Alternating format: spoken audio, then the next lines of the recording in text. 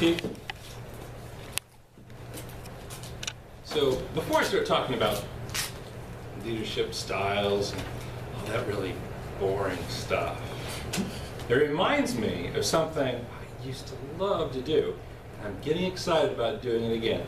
I used to read to my kids before they went to bed children's stories, and as they got older, bigger and bigger and thicker and thicker stories.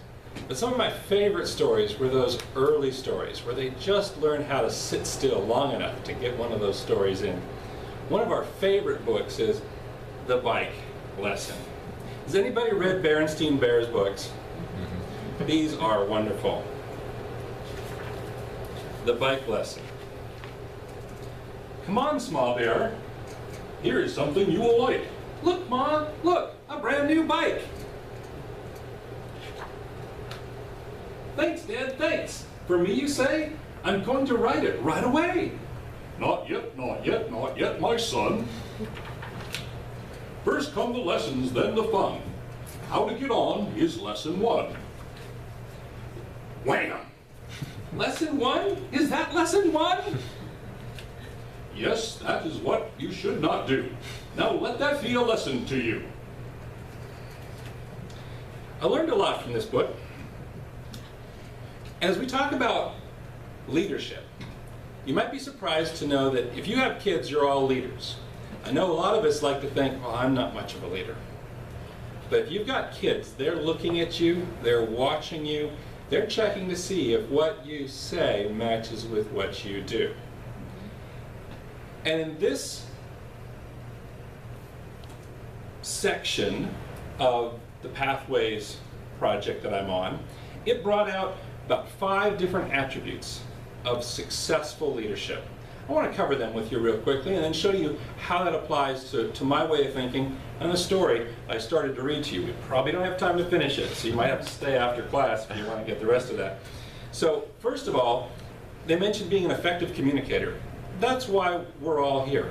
And it's something, you know, I've been praying to become for a long time, a better communicator. One of the biggest problems I have is the ums, and you all know that, so you're all counting for me right now. The next one is leads by example. A good leader should be able to lead by example, so people can not only hear what they need to do, but they can see what they need to do, and they know that they're not just being told what to do by someone who's not willing to do it themselves.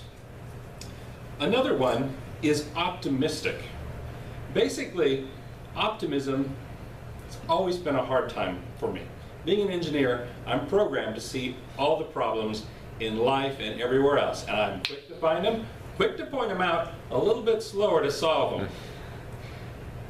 But this is where optimism meets alacrity. Alacrity is what you want as a leader. You want to be able to inspire people, and you can't do that by just pointing out the problems. One of the things I've heard is you want to have kind of a 10-to-1 ratio. You're going to find a problem, you better find 10 other things that's really great to be able to point out. And then you can kind of really get people to listen and motivate and understand. Another one was open-mindedness.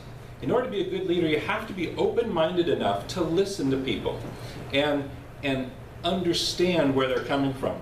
Now, a good leader may not adopt every idea that they hear of.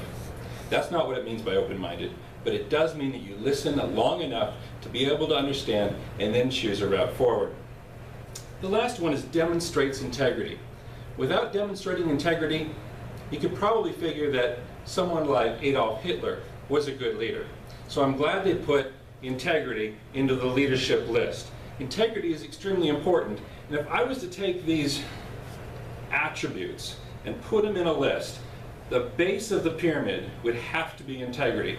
You have to be able to stand for what you say. And the next one above that would be lead by example. It's almost the same thing. It comes right out of integrity. You've got to be able to lead by example. And that's what gets us right back to Papa Bear.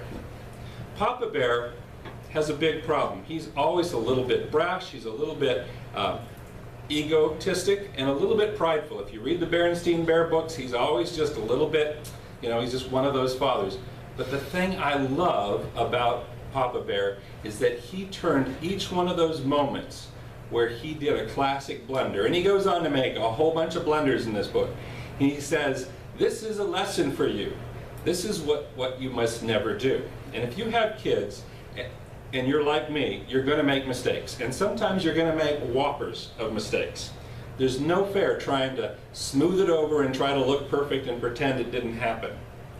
They're going to see right through that, and it's not going to be leadership by example. Instead, what you want to do is to turn those moments into leadership training opportunities. Your kids aren't going to be perfect either. They need to know what it looks like to be a person who fails. And to do that, you say, look, this is a lesson for you. This is what you must never do. And I think that is one of the most important skills in leadership. Thank you.